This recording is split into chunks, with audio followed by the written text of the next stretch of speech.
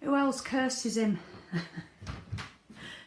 You know, Jesus, holy moly. We cycle 3, workout 2.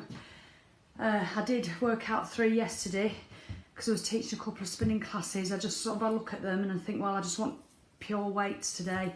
So today I just wanted the full 35-minute job. So I did that. So I think it's all right to swap them about depending what you're doing in the day. But yeah, it is. It's a bit weird this week.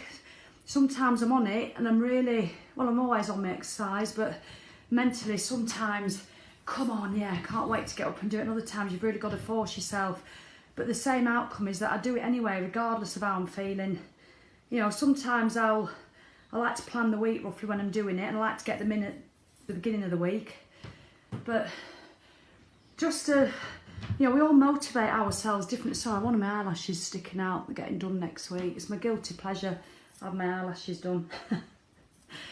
As long as I've got my lashes on and my lipstick, which I haven't, I'm all right. But one of them's annoying me, so you don't need to know that.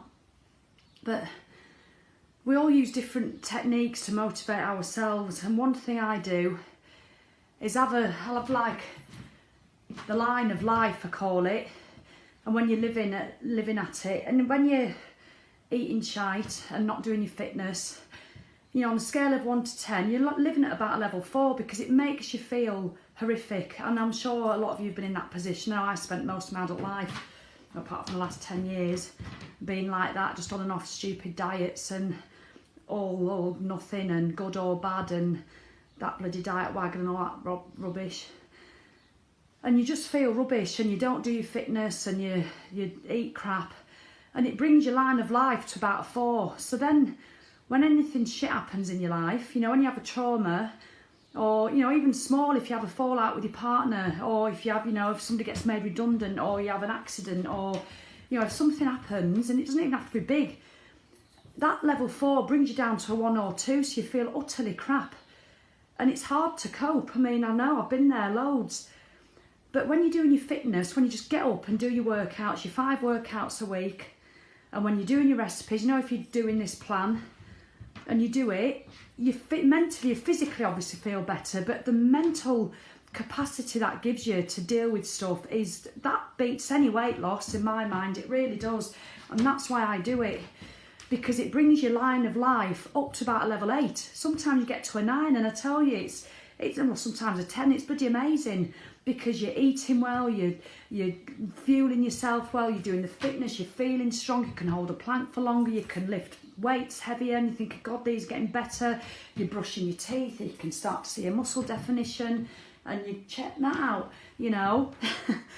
and I know that's all seems superficial and vain, but it just makes you feel better. There's no two ways about it. When your body feels strong and your mind feels strong, so you're living on level 8. So then when something crap happens, if you fall out with your best mate or your mum, or, you know, you fall out with your children, or your husband loses his job, you know, or you marry, anything, it can be anything, good, bad, at whatever level, your line of life, because it was an 8, it might come down to a 6, so you can still cope.